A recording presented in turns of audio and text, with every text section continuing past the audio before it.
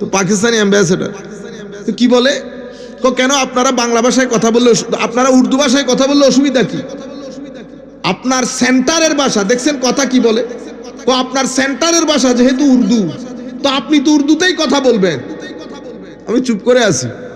চুপ করে থাকার পরে সে মনে করছে কি, আমাদের এখানে একটা মেন্টালিটি আছে, মাইন্ডসেট, মৌলবী দুই একটা ইংরেজি বললে চুপ করে যাবে, বুঝছেন? তো ওনারে বলছি উর্দু বাংলাতে যতগুলো স্বাধীনতার বই আমরা পড়ছি আপনি মুড়িও খান নাই অতগুলা, বুঝছেন? উর্দু বাংলাতে চুপ করে থাকি, কথা বলি না আর কি। তো আপনারা মনে করেন কি আরেক জায়গায় বলছি হুজুর আপনারা এগুলা বুঝবেন না, আল্লাহ আপনারা কে বলছে এই কথা? আমি হুজুর না, আমি দর্শনের ছাত্র। এত আন্ডার এস্টিমেট করিয়েন না, এত আন্ডার এস্টিমেট করিয়েন না। তো বলতেছে সেন্টারের উর্দু ভাষা যেহেতু উর্দু, আপনারাও উর্দুতে কথা বলবেন, অসুবিধা কি ছিল? আল্লাহ একই কথা যদি আমি আপনাকে বলি, সেন্টারের ভাষা যেহেতু বাংলা, আপনি বাংলাতে বললে অসুবিধা কি? কথা একই কথা তো আমিও বলতে পারতেছি। সেন্টার তো আপনি কেমনে সেন্টার হলেন? আল্লাহ দুই ভাগ করার সময় আমরা যখন ভাগ হচ্ছি, আপনার শেয়ার যতটুকুন ছিল আমার শেয়ারও ততটুকুন ছিল। আপনি আমাকে আবার ছোট ভাই বানাই ফেললেন কেন? আমি তো ছোট ভাই ছিলাম না, সমানে সমান, সমানে সমান। আপনি আমার ছোট বানালেন কেন? আপনি অফিসার, আমি নিচের র্যাঙ্ক, ঘটনা এটা কেন? মনে রাখবেন, কোন জাতি, কোন মানুষকে কখনো আপনি শোষণ করে ভূগোলের নিচে রাখতে পারবেন না। এই যে আমরা বলছি না বিজয় দিবস চলে যাচ্ছে, আমরা কেউ পাত্তাও দিই নাই, পাত্তাও দিই নাই কেউ। অথচ যাদের ঘর থেকে জীবন গেছে, তাদের ঘর কেঁদে কুটে একাকার হয় না? অনেক ঘর থেকে 2-3 ভাই শহীদ হয়েছে। আপনারা রাষ্ট্রের বিজয়কে এত ছোট করে দেখিয়েন না। রাষ্ট্রের বিজয় আল্লাহ রাব্বুল আলামিনের পক্ষ থেকে একটা আজিম নিয়ামত, একটা আজিম নিয়ামত। এটা কত বড় নিয়ামত বনি ইসরাইলকে জিজ্ঞেস করলে বুঝতে পারবেন। বনি ইসরাইলকে জিজ্ঞেস করলে বুঝতে পারবেন, কারণ ওদের মাথার উপর ফেরাউন চেপে বসেছিল। ফেরাউন সূরা কসসের আয়াতের একেবারে 1 থেকে 6 নম্বর পর্যন্ত আয়াত পড়লে আল্লাহ বিস্তারিত বলেছেন ফেরাউন কি কি কাজ করেছে সেখানে।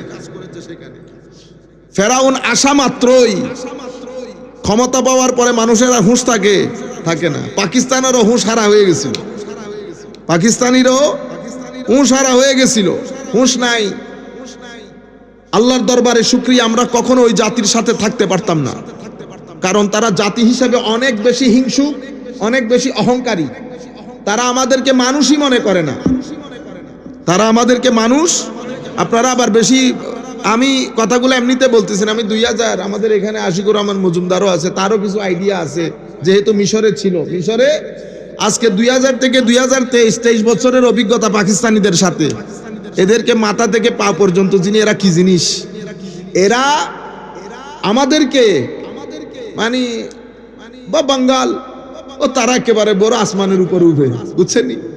এই করোনার আগে কথা বলতে বলতে তো পাকিস্তানি অ্যাম্বাসেডর তো কি বলে, কেন আপনারা বাংলা ভাষায় কথা বললে, আপনারা উর্দু ভাষায় কথা বললে অসুবিধা কি?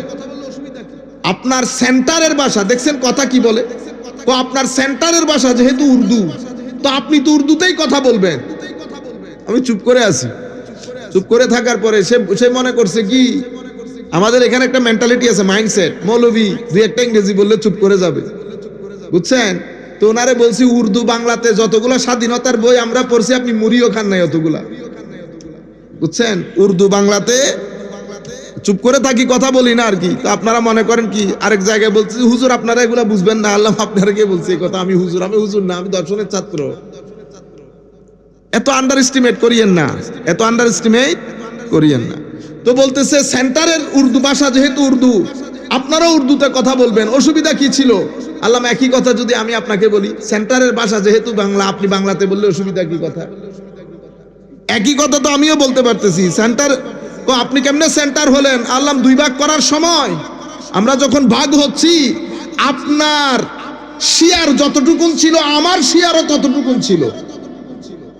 আপনি আমাকে আবার ছোট ভাই বানাই ফেললেন কেন? আমি তো ছোট ভাই ছিলাম না, সমানে সমান, সমানে সমান। আপনি আমার ছোট বানালেন কেন?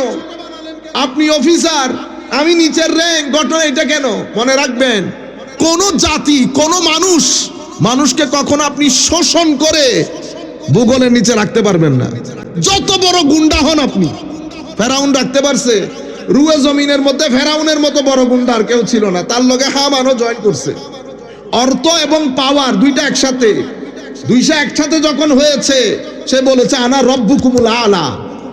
বাদ দাও মুসার রব, আমার চেয়ে বড় কে আবার? আমার আল্লাহ কি করলেন? মানুষ সে জুলুম অত্যাচারের স্টিম রোলার শুরু করছে। কেন? কারণ এটা ডিকটেটরের একনায়ক তন্ত্রের বড় অস্ত্র হচ্ছে মানুষের উপর জুলুম করা। একজনের উপর জুলুম করবে, 10 জনের উপর ভীতির সঞ্চার করবে। পাকিস্তানিরাও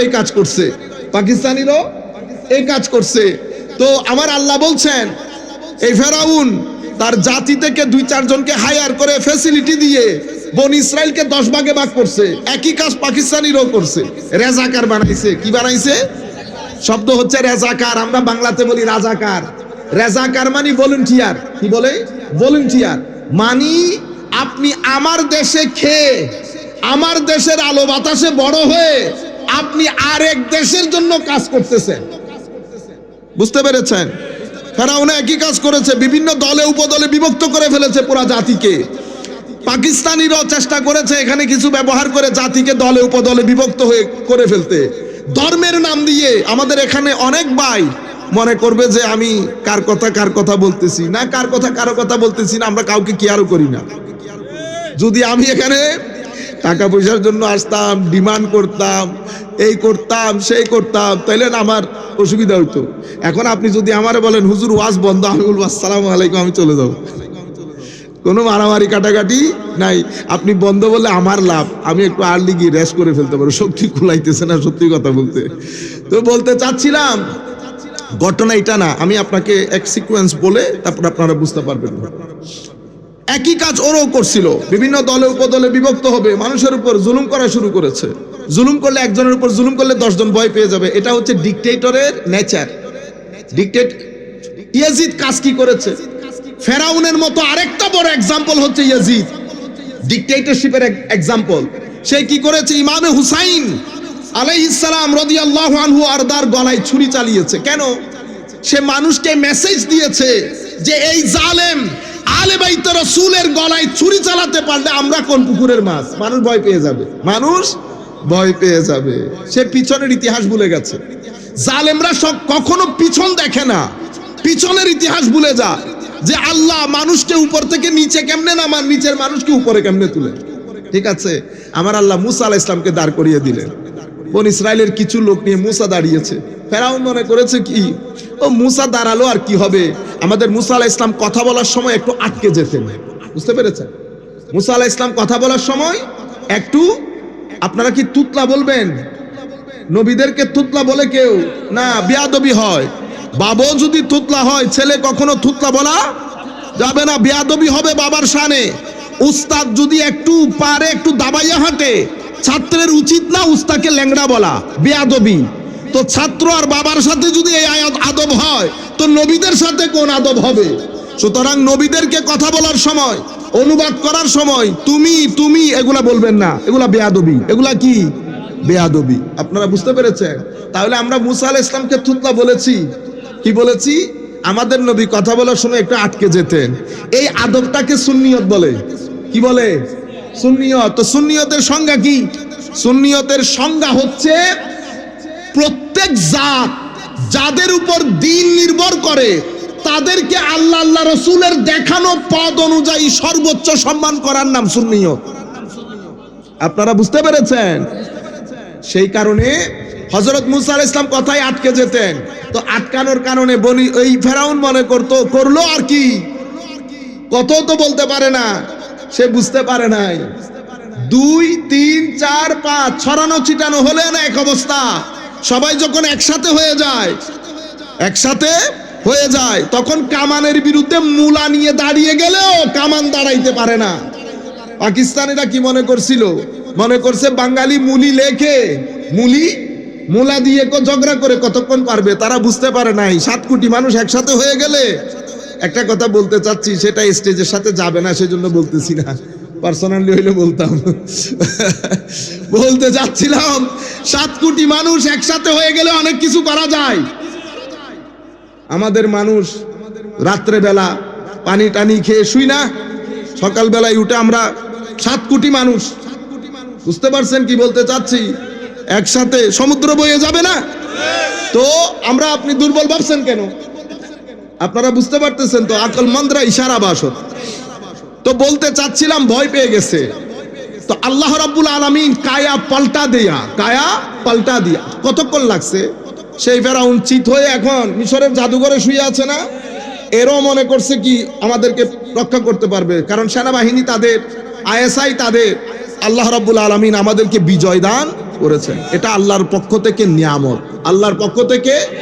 এবং এই নিয়ামতের শুকরিয়া আদায় করা এটা আল্লাহর সুন্নত, হযরত মূসা আলাইহিস সালামের সুন্নত, আমার নবীরও সুন্নত।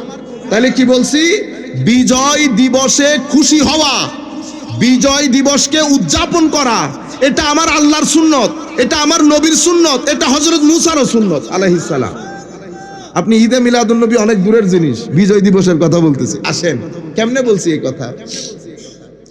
আমার নবী যখন মদিনা শরীফ থেকে মদিনা শরীফে হিজরত করে আসছেন, আমার নবী ইহুদিদেরকে রোজা রাখতে দেখছেন না? ইহুদিরা কোন দিন রোজা রাখতো?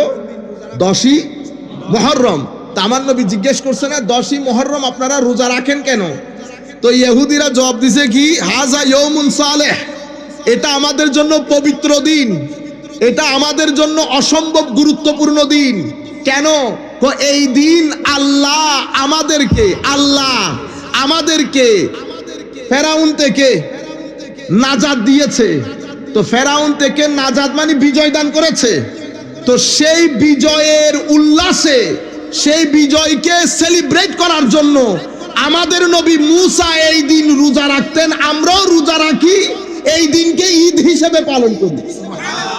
বুখারী শরীফের রিওয়ায়াতের মধ্যে এসেছে ওই দিন এরা কি করত? নতুন কাপড় পরতো, মহিলারা স্বর্ণ পরতেন এবং দিনটাকে ঈদ হিসেবে পালন করতেন।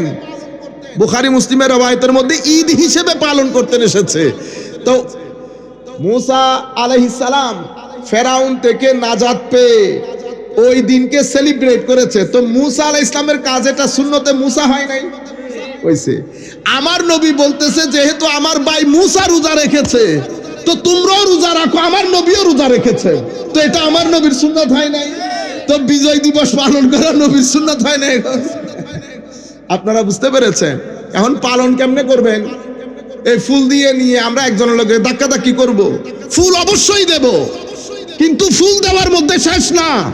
বিজয় দিবস আমাদের হৃদয়ের দিবস, যারা দুনিয়া থেকে চলে গেছে আমাদের হৃদয়ের সাথে সম্পৃক্ত। আপনারা দাঁড়াই থাকেন, ফুল দিয়ে গুতাগুতি করেন, এগুলা না। আমার আল্লাহর কাছে জিজ্ঞেস করি, আল্লাহ বিজয় দিবস পালন করে কেমনে?